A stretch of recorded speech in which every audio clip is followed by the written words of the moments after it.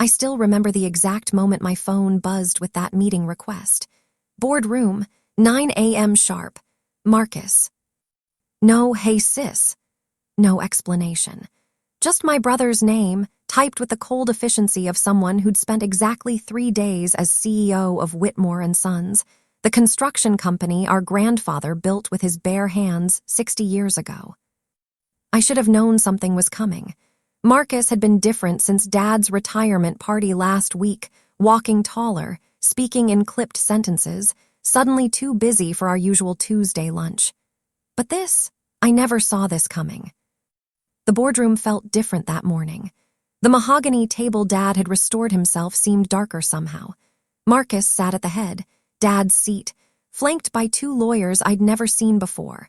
Their matching navy suits and identical leather portfolios screamed expensive hired guns. "Sarah, thanks for coming," Marcus said, like I'd had a choice. Like I hadn't built half this company's current client relationships. Like I hadn't spent the last 8 years sleeping 4 hours a night to keep our commercial division profitable while he bounced between business school and a failed tech startup Dad had bankrolled. "We're restructuring," he continued, sliding a manila folder across the table. "The board has decided to move in a new direction. Your position is being eliminated, effective immediately." The words hung in the air like smoke. Position eliminated, immediately. I opened the folder. Severance package, non-compete clause, legal release, all the paperwork necessary to erase 8 years in a single signature. "You're firing me," I said, not quite believing my own words. "We're eliminating your position," one of the lawyers corrected, as if the distinction mattered. "It's a strategic reorganization." That's when it started, a small tremor in my chest, a tickle in my throat. I tried to suppress it, but it was useless. A laugh escaped, small at first, then growing. Marcus's face tightened. "Sarah, I know this is difficult." But I couldn't stop. The laughter came in waves, tears streaming down my face. The lawyers exchanged glances. Marcus's neck flushed red, that telltale sign he was losing control. "Are you quite finished?" he asked, his voice sharp. I gasped for air, wiping my eyes. "I'm sorry, I just—" Another laugh burst out.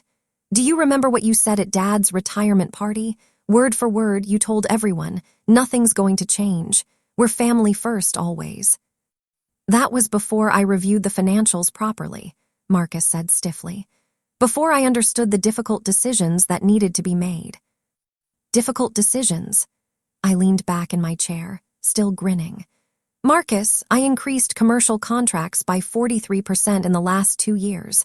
I brought in the Riverside development deal. You know, the one that's paying for those lawyers sitting beside you right now." "The company needs to evolve," he said, jaw clenched. "Your management style is too informal, too relationship-based. We need structure, hierarchy, professional distance." And there it was, the real reason, not my performance, not my results. I was too friendly with the crews, too willing to get my hands dirty on job sites. Too much like Dad, who believed you earned loyalty by remembering people's kids' names and showing up when things went wrong. Marcus wanted an empire. I had helped build a family. "You're right," I said, surprising him. "You absolutely should fire me." His eyes narrowed suspiciously. "I'm glad you're being reasonable about this." "Oh, I'm not being reasonable. I'm being realistic." I stood, leaving the unsigned papers on the table. "See, here's what you don't know, because you've spent the last 8 years in classrooms and conference rooms while I've been in the trenches."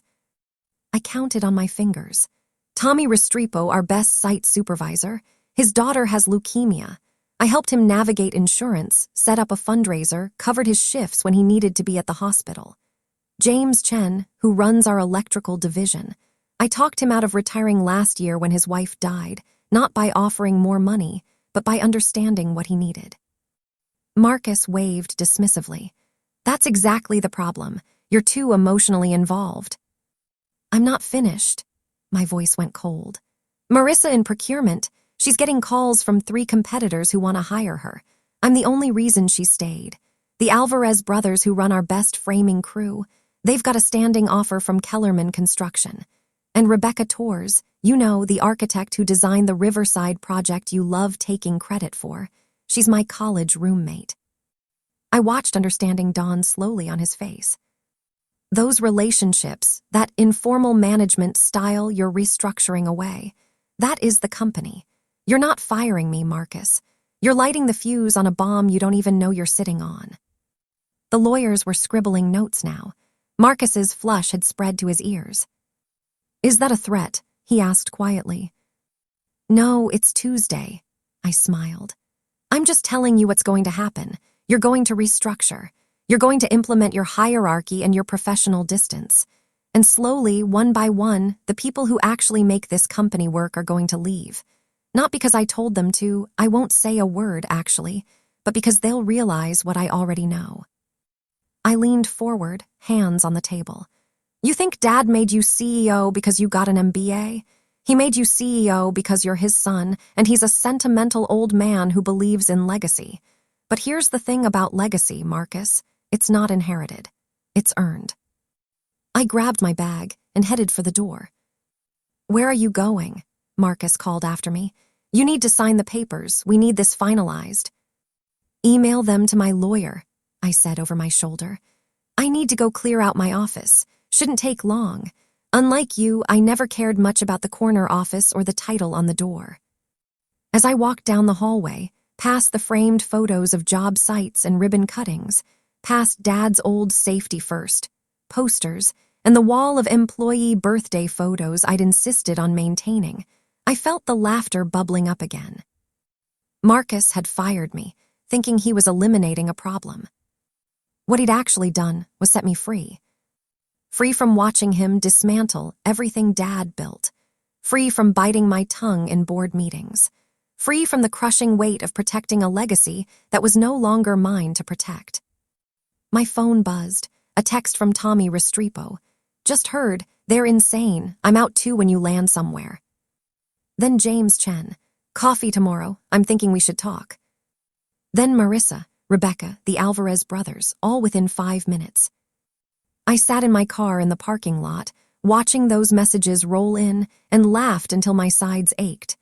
Not because it was funny, but because it was perfect. Marcus had wanted to fire me. Instead, he just handed me his entire company.